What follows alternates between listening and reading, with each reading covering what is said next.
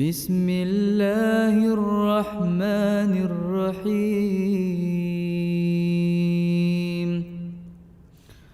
Qul huwallahu ahad. Pada ayat ini, Allah menyuruh Nabi Muhammad menjawab pertanyaan orang-orang yang menanyakan tentang sifat Tuhannya, bahwa Dia adalah Allah yang Maha Esa, tidak tersusun dan tidak berbilang. Karena berbilang dalam susunan zat berarti bahwa bagian kumpulan itu memerlukan bagian yang lain, sedang Allah sama sekali tidak memerlukan suatu apapun. Keesaan Allah itu meliputi tiga hal. Dia Maha Esa pada zatnya, Maha Esa pada sifatnya dan Maha Esa pada perbuatannya.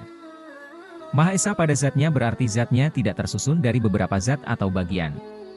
Maha Esa pada sifatnya berarti tidak ada satu sifat makhluk pun yang menyamainya dan Maha Esa pada perbuatannya berarti Dialah yang membuat semua perbuatan sesuai dengan firman-Nya pada Quran Surah Yasin ayat ke-82.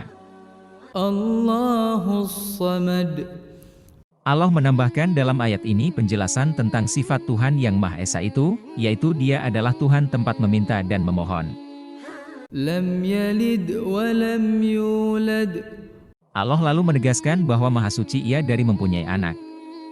Ayat ini juga menentang dakwaan orang-orang musyrik Arab yang mengatakan bahwa malaikat-malaikat adalah anak perempuan Allah dan dakwaan orang Nasrani bahwa Isa anak laki-laki Allah. Dalam ayat lain, Allah berfirman dalam Quran Surah As-Saffat ayat ke-149 sampai ayat ke-152. Allah tidak beranak dan tidak pula diperanakan. Dengan demikian, Dia tidak sama dengan makhluk.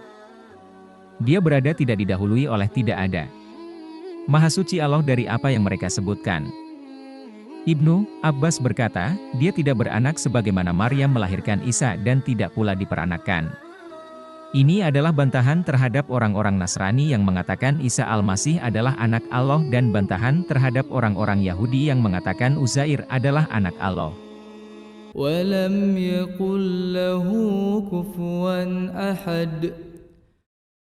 Dalam ayat ini, Allah menjelaskan lagi bahwa tidak ada yang setara dan sebanding dengan Dia dalam zat, sifat, dan perbuatannya.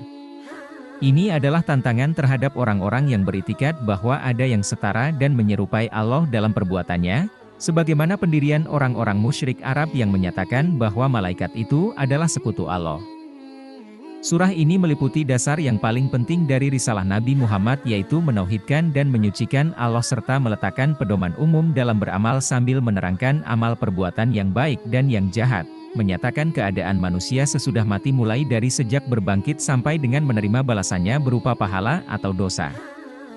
Telah diriwayatkan dalam hadis bahwa surah ini sebanding dengan sepertiga Al-Quran, karena barang siapa menyelami artinya dengan bertafakur yang mendalam, akan menjadi jelas baginya bahwa semua penjelasan dan keterangan yang terdapat dalam Islam tentang tauhid dan kesucian Allah dari segala macam kekurangan merupakan perincian dari isi surah ini.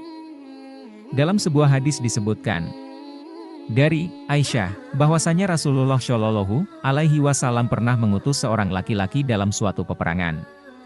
Ketika salat bersama sahabat-sahabatnya, laki-laki itu membaca surah dan mengakhirinya dengan Qul huwallahu ahad. Pada saat mereka kembali, hal itu disampaikan kepada Rasulullah Shallallahu Alaihi Wasallam. Rasul berkata, tanyakan kepadanya apa maksud dari perbuatannya itu. Mereka pun menanyakannya. Laki-laki itu menjawab, itu adalah sifat Allah yang Maha Penyayang. Saya suka membacanya.